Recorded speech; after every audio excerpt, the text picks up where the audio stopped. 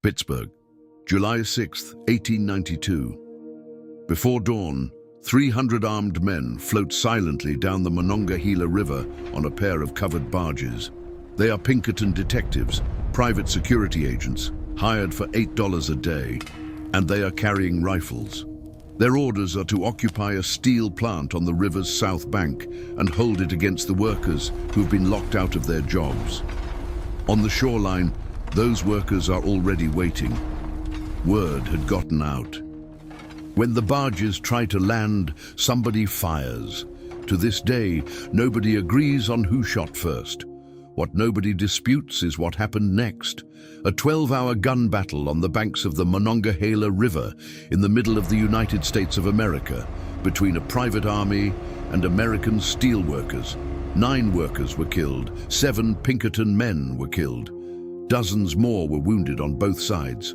The Pennsylvania governor eventually sent 8,500 National Guard troops to end it. The plant reopened. The union was broken.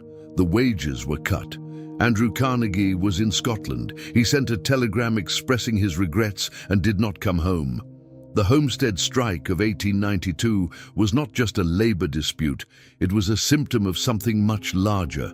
Steel had already rewritten the map of the industrial world, and the men who controlled it had accumulated a kind of power that governments struggled to check and workers couldn't resist. Steel had built the railroads that stitched the continent together. It was in the process of building the skyscrapers that were about to transform every American city. It would go on to build the warships that made the United States a global power, the tanks that won World War II, the interstate bridges you drive across every day without thinking about them, and the story of how a lump of iron ore in the ground became the material that literally built the country you live in. That story has a shadow running through it that most Americans have never been told. Here is the story. The first iron humans ever touched did not come from a mine. It came from space. Meteorites, chunks of iron-nickel alloy that formed in the cores of ancient asteroids and fell to Earth, were already in metallic form when they hit the ground. No smelting required. The ancient Egyptians had a name for this material, metal from heaven. A dagger buried in the tomb of Tutankhamun, sealed around 1323 BCE, has a blade made entirely from meteoritic iron. Researchers confirmed it through elemental analysis in 2016. That blade is more than 3,300 years old. It came from space. You can find photographs of it online, and it still looks like a weapon. But meteoritic iron is rare, and humanity needed more metal than the sky was prepared to deliver.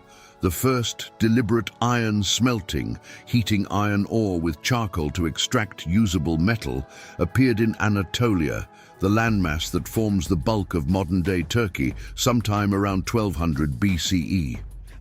The process involved a clay shaft furnace, alternating layers of charcoal and crushed ore, and bellows driving air through holes at the base to push temperatures above 2,200 degrees Fahrenheit.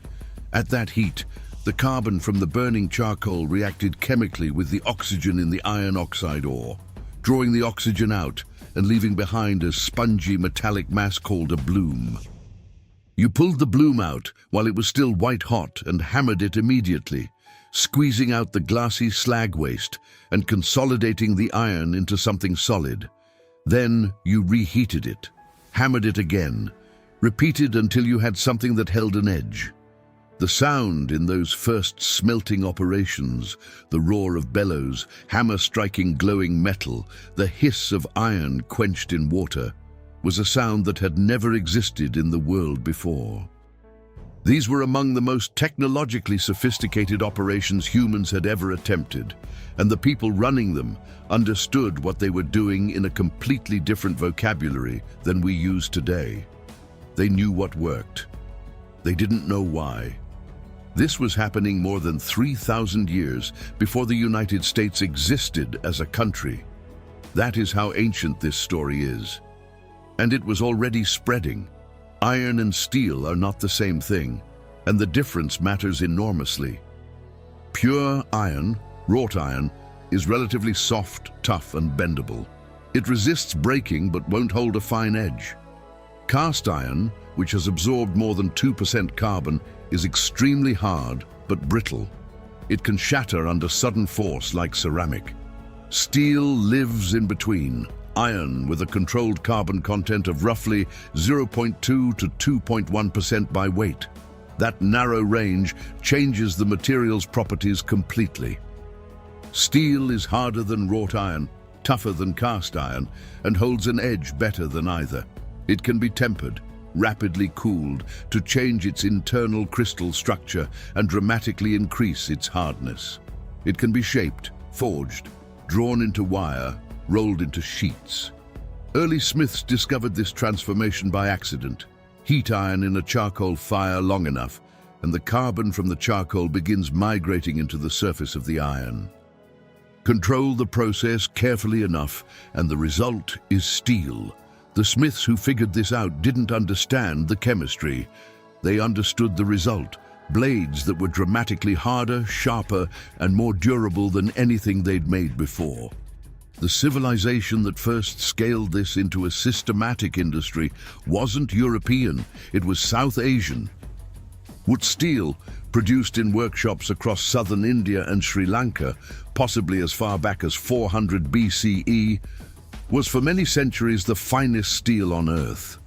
Indian smiths melted iron together with carbon sources in sealed clay crucibles at extreme temperatures, producing a steel with a distinctive crystalline structure that gave it exceptional hardness and sharpness. The process required precise temperature control and specific timing that took years of apprenticeship to master. Wootz ingots traveled west through trade networks into Persia and Arabia, eventually reaching the workshops of Damascus, where Syrian smiths worked this imported Indian material into the blades that became famous throughout the medieval world.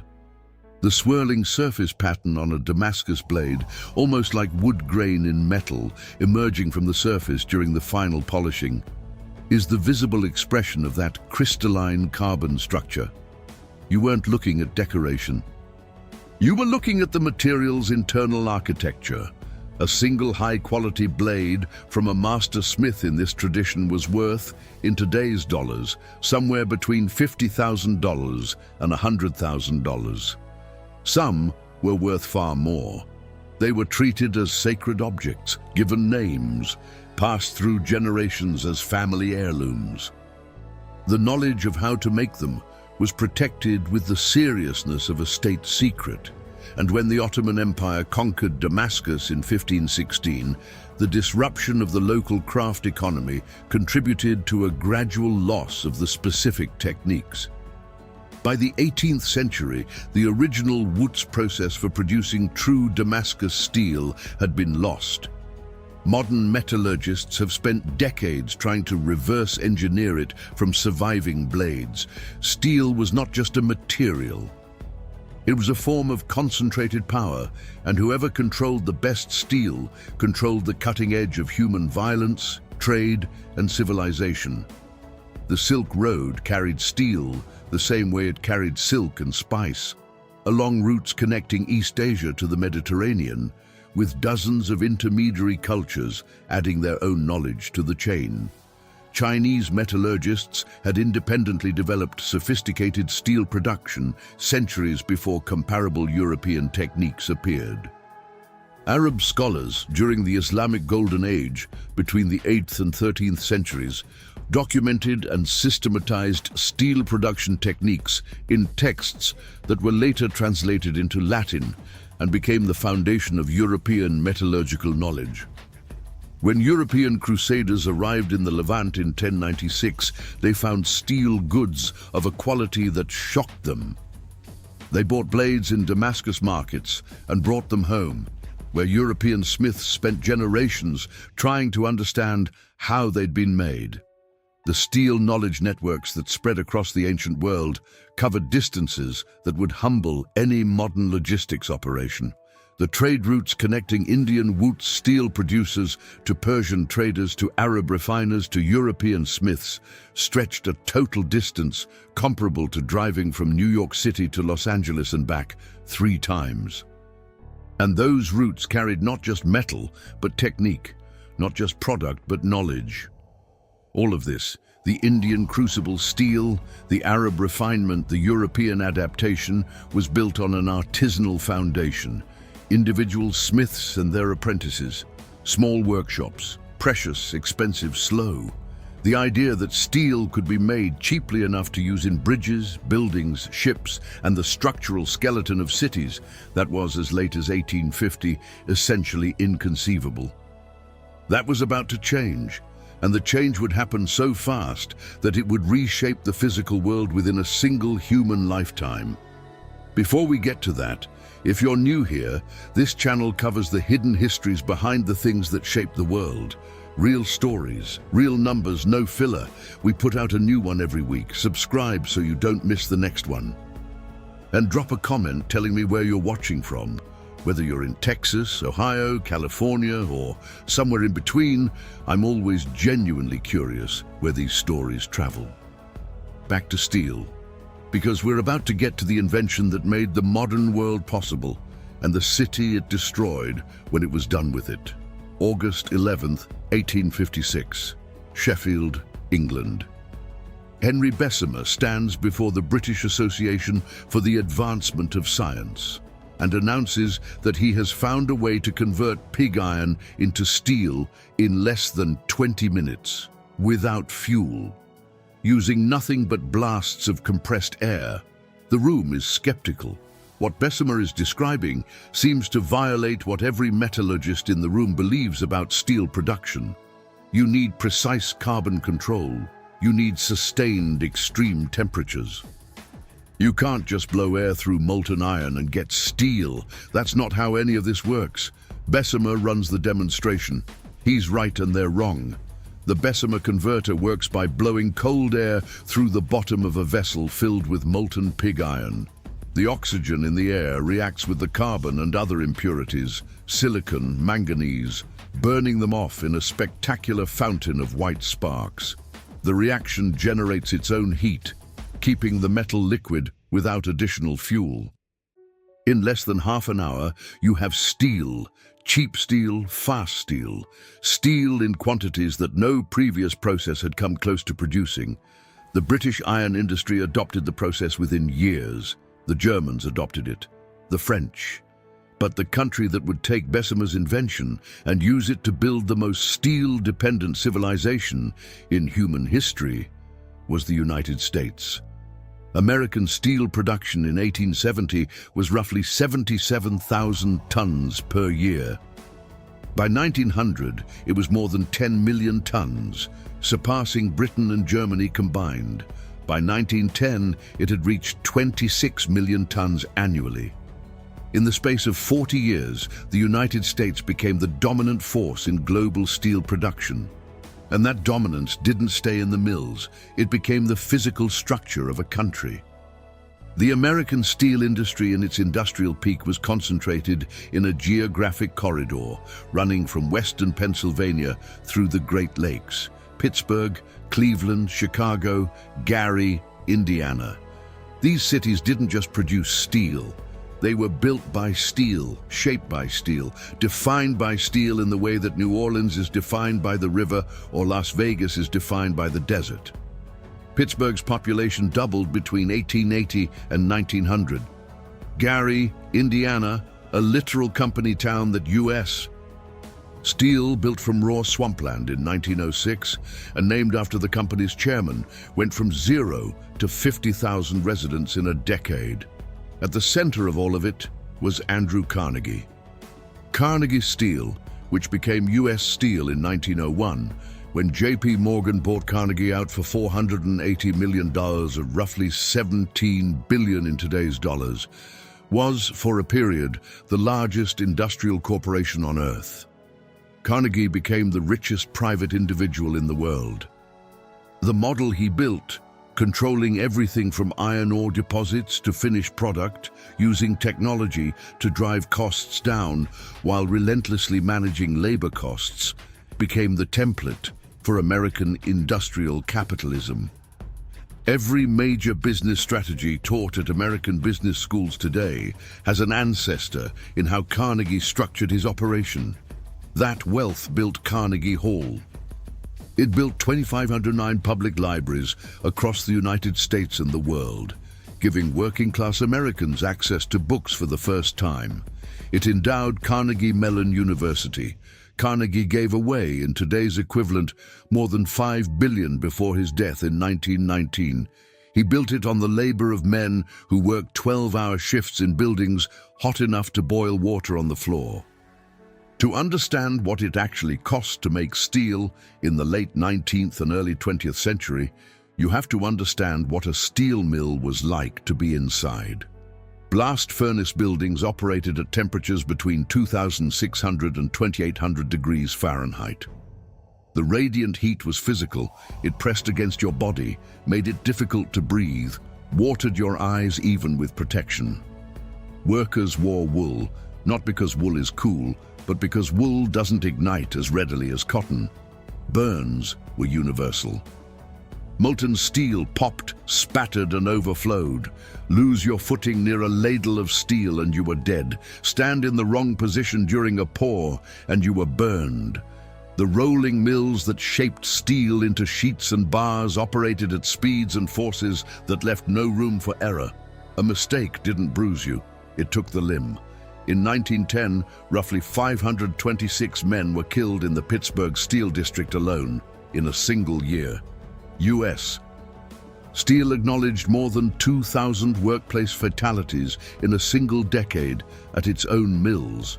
The annual death rate in the most dangerous steel operations was comparable to losing the entire working population of a town the size of Chillicothe, Ohio, every decade in workplace deaths alone. Most of the men doing this work were immigrants. A 1907 study of Pittsburgh's steel labor force found that roughly 70% of workers were foreign-born, from Slovakia, Croatia, Poland, Hungary, Ukraine, Italy. They came because the mills were hiring. They worked 7 days a week. The Sunday turn, 12 hours of work on Sunday to keep furnaces from cooling, meant there was no day of rest. The average skilled steelworker in Pittsburgh at the turn of the century was pulling between 72 and 84 hours per week, not in emergencies.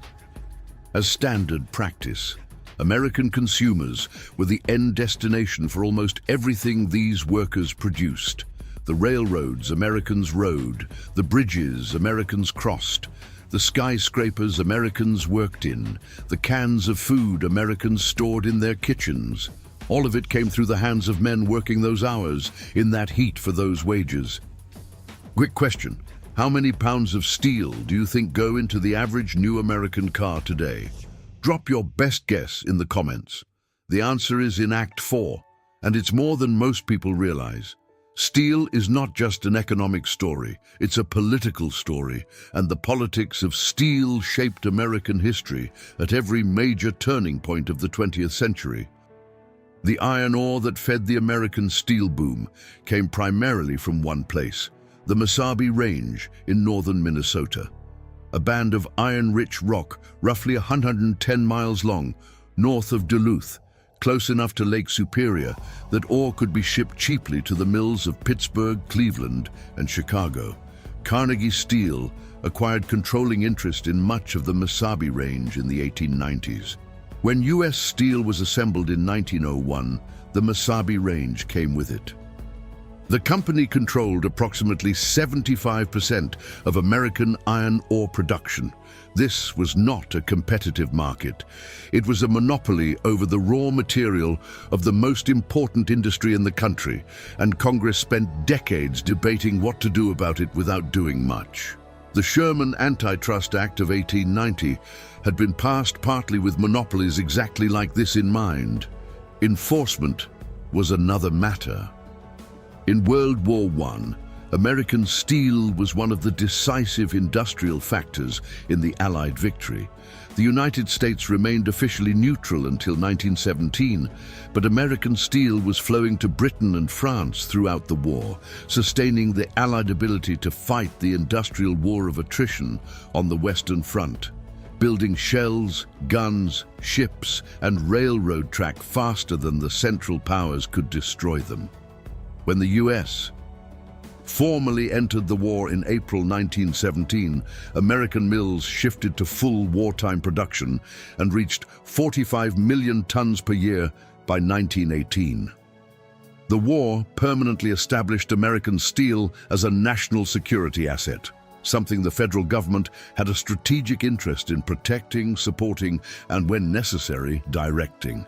That relationship between Washington and the steel industry, tariffs, trade protection, antitrust accommodation, has never been simply economic.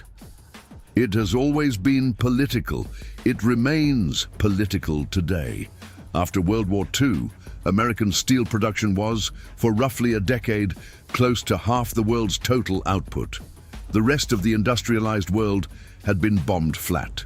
The United States was intact, expanding, and building everything simultaneously. The interstate highway system, authorized in 1956, required hundreds of millions of tons of steel for bridges, overpasses, and guardrails.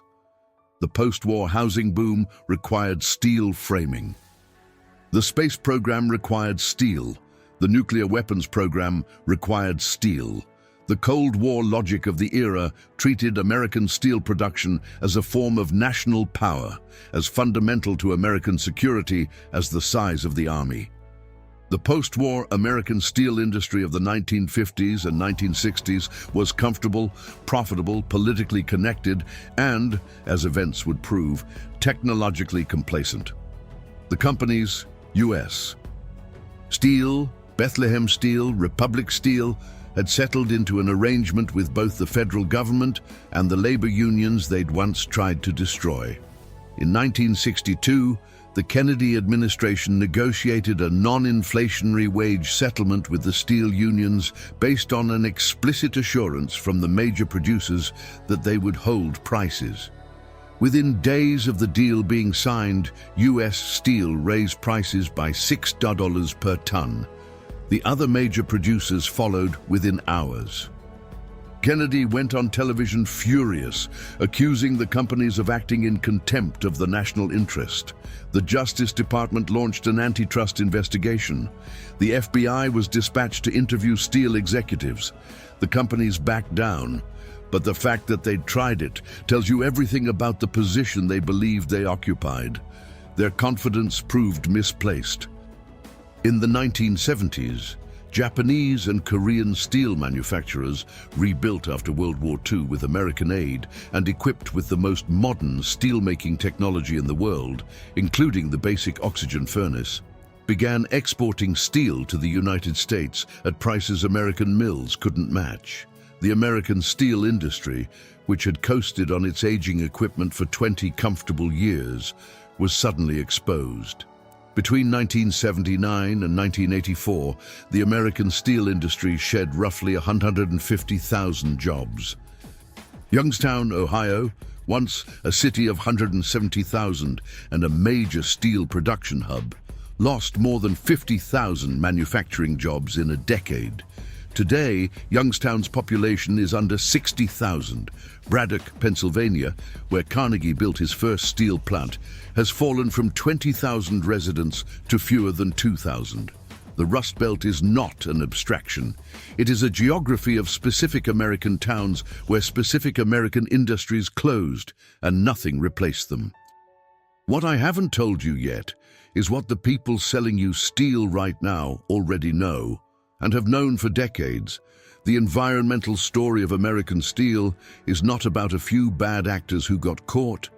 It is about a system that ran for over a century, that the industry understood, that regulators chose repeatedly not to confront, and that left a contamination legacy American taxpayers are still paying to clean up. Steel production requires coke. coal processed in sealed ovens at extreme temperatures to drive off its volatile compounds, leaving behind a nearly pure carbon fuel for the blast furnace. Coke ovens are among the most toxic industrial operations ever developed. They emit benzene, toluene, polycyclic aromatic hydrocarbons, and other carcinogens.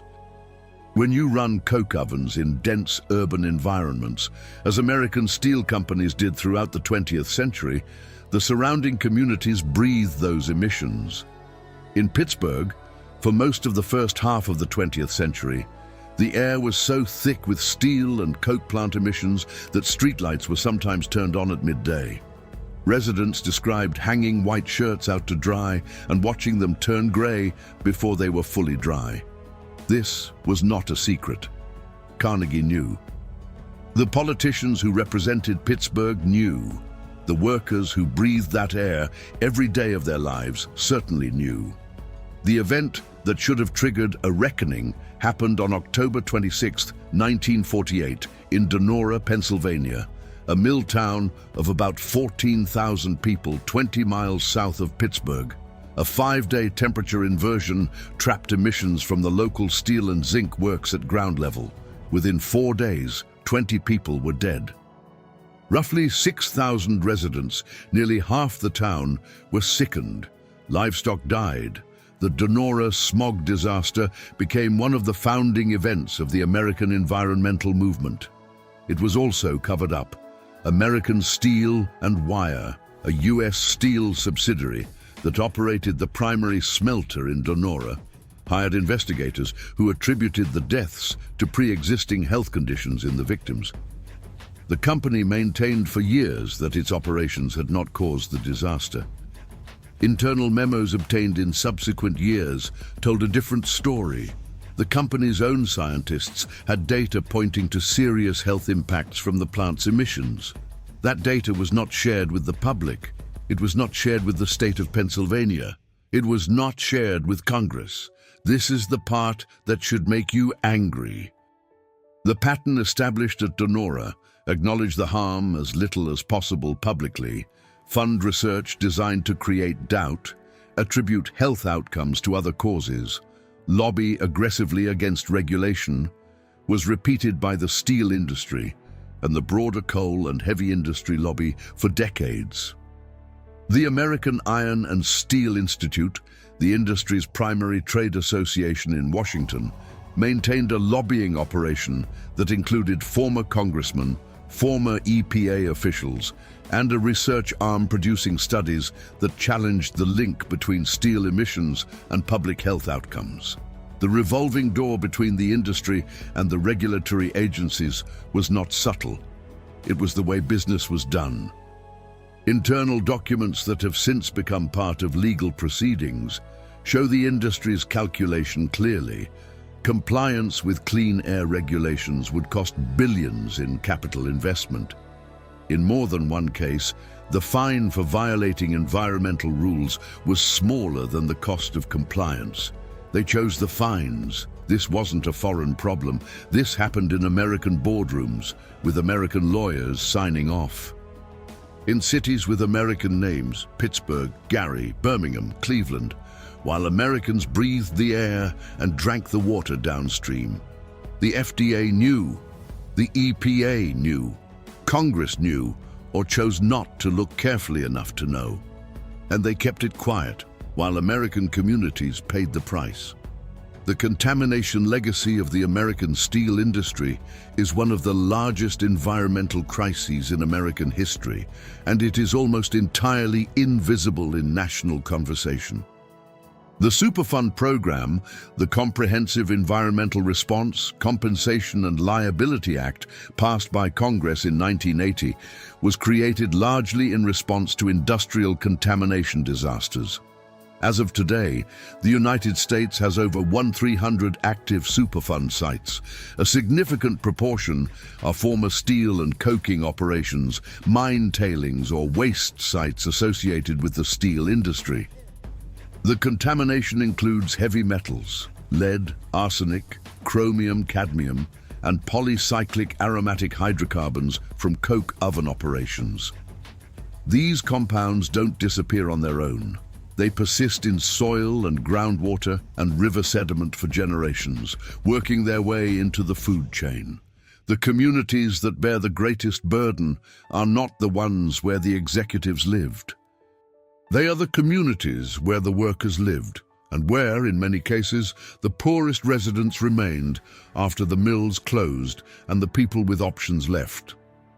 In Pittsburgh's North Side and Mon Valley communities, researchers have documented elevated rates of lung cancer, asthma, and cardiovascular disease correlated with proximity to former steel and coke operations. The EPA has found elevated levels of manganese, a neurotoxin associated with neurological symptoms, in soil and air samples in communities adjacent to former steel operations. Gary, Indiana, tells the story most starkly. U.S. Steel built Gary from scratch in 1906, named it after the company's chairman, Elbert Gary, planned the streets, built the housing, constructed the infrastructure. At its peak in 1960, Gary had 178,000 residents. Today, it has approximately 70,000. The median household income is roughly $28,000 per year, compared to the Indiana state median of around $57,000. The former steelworks sites along Lake Michigan's shoreline include some of the most heavily contaminated land in the state. The current residents, predominantly black, part of the Great Migration workforce that came north to work the mills, are living on the residue of an industry that extracted enormous wealth from their labor and their environment, and left them the contamination and the economic collapse when it was done. The federal government has spent over $8 billion in Superfund cleanup costs since the program's inception. The steel and metals industry is among the largest contributors to that bill. That is American taxpayer money, cleaning up a mess that private corporations created and successfully avoided paying for through decades of lobbying, litigation, and regulatory capture. The environmental reckoning has begun, slowly. The Clean Air Act amendments of 1990 tightened coke oven emission standards significantly. The EPA's hazardous air pollutant rules have been applied with increasing stringency to steel operations. But the contamination that was allowed to accumulate over a century doesn't clean itself up because the regulation changed. It sits in the soil of Gary, Indiana. It sits in the sediment of the Monongahela River. It sits in the lung tissue of workers who breathed it for 30 years. U.S. Steel knew. Bethlehem Steel knew. The American Iron and Steel Institute knew. 1948. They knew, and they kept going for decades while Americans paid the price. The United States today produces roughly 85 to 90 million tons of steel per year, fourth in the world, behind China, India, and Japan. But production numbers don't capture America's real relationship with steel, because the US is also the world's largest steel importer. Americans consume far more steel than they produce. The gap is filled by imports, primarily from Canada, Brazil, Mexico, and South Korea. And that import relationship has become one of the most politically charged trade debates in the country. The answer to the question from earlier: the average new American vehicle contains approximately 1,800 to 2,000 pounds of steel. The F-150, America's best-selling vehicle for more than 40 consecutive years, uses roughly 700 pounds of steel in its frame and body alone. Steel is not a component in the vehicles Americans drive. Steel is the vehicle, and it's everywhere else too. The refrigerator in your kitchen, the oven, the dishwasher, the pipes in your walls, the I-beams in your house's structure, the bridge on your commute, the can of Campbell's soup or Hunt's tomato sauce on your pantry shelf. The steel in those cans is so thin, it's measured in thousandths of an inch, but it's there. The shopping cart you pushed at Walmart last week. The fire extinguisher on your wall. The guardrails on every highway you've ever driven. Steel is so thoroughly embedded in American material life that we've stopped seeing it. the way you stop registering the walls of a room you've lived in for years. The American steel industry today has changed character significantly.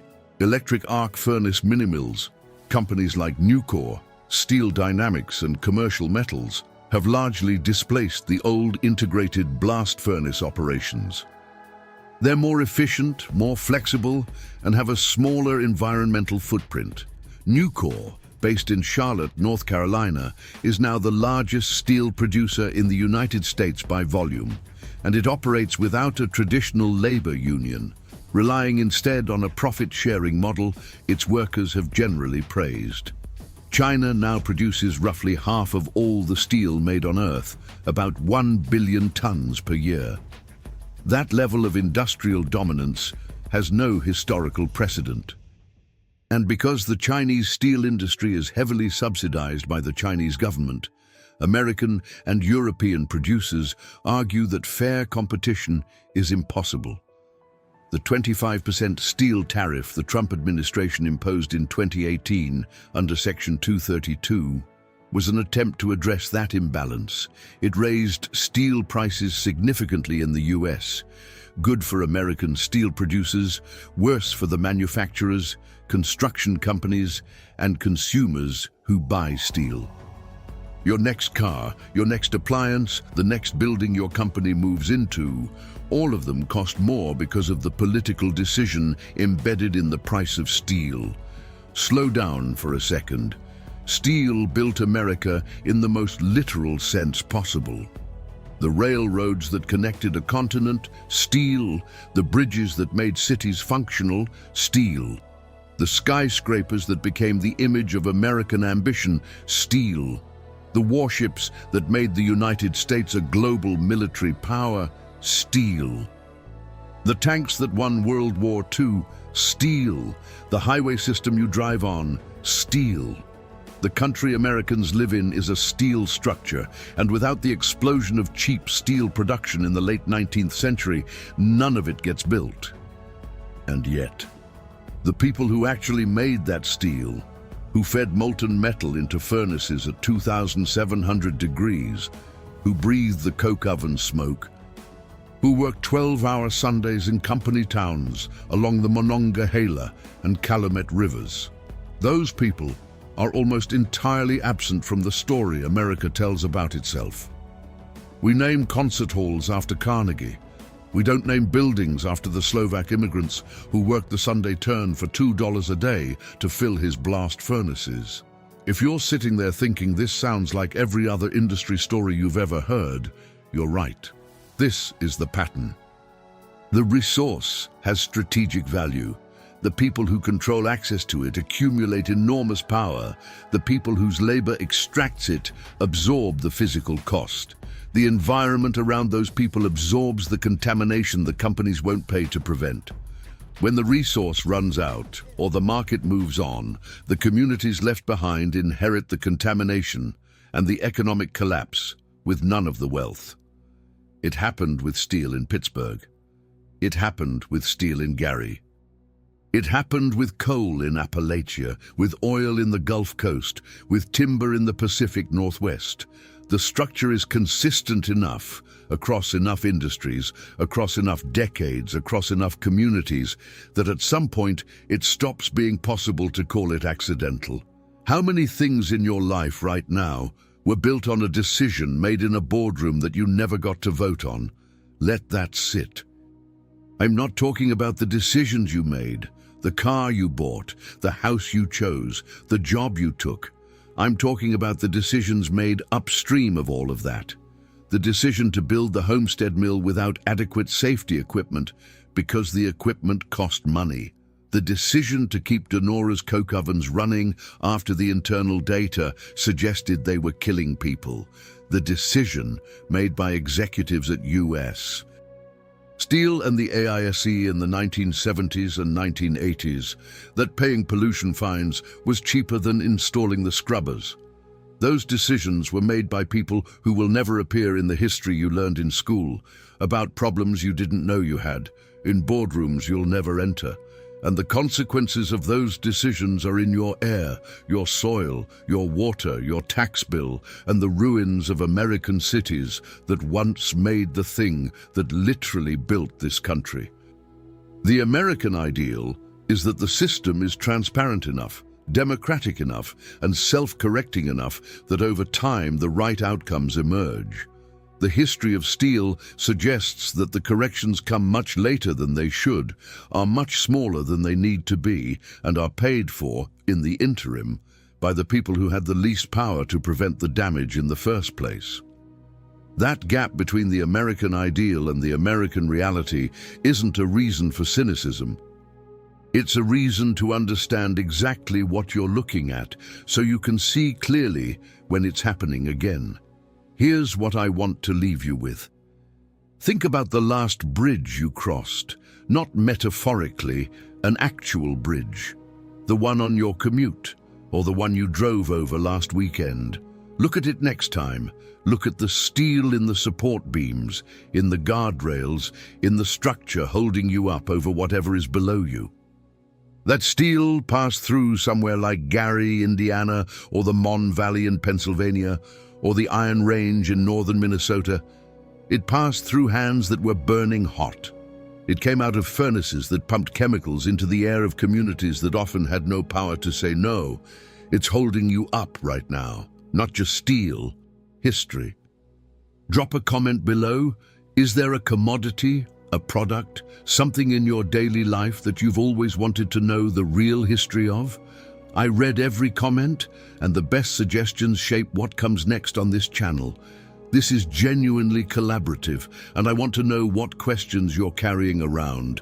If this is the kind of story you want more of, the real history behind the things that run your life, told straight without filler, subscribe.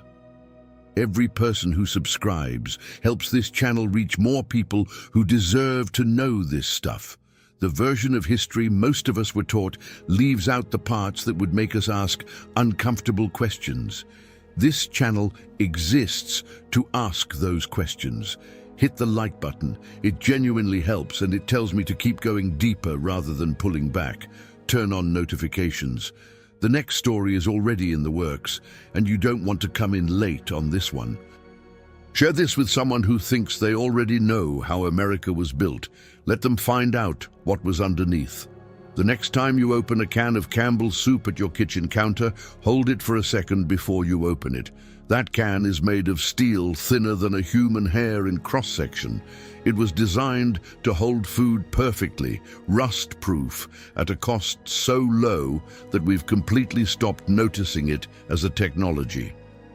Somewhere around 100 billion steel cans are produced in the United States every year. Each one is a direct descendant of the bloomery furnaces of ancient Anatolia, the crucible steel of southern India, the Bessemer converters of Pittsburgh, and the political fights that decided who got rich making them and who got sick living next to them. It started as rock pulled from the ground in a place that would become Turkey 3,000 years ago. It ended up in your kitchen. That's not a coincidence. That's what history does.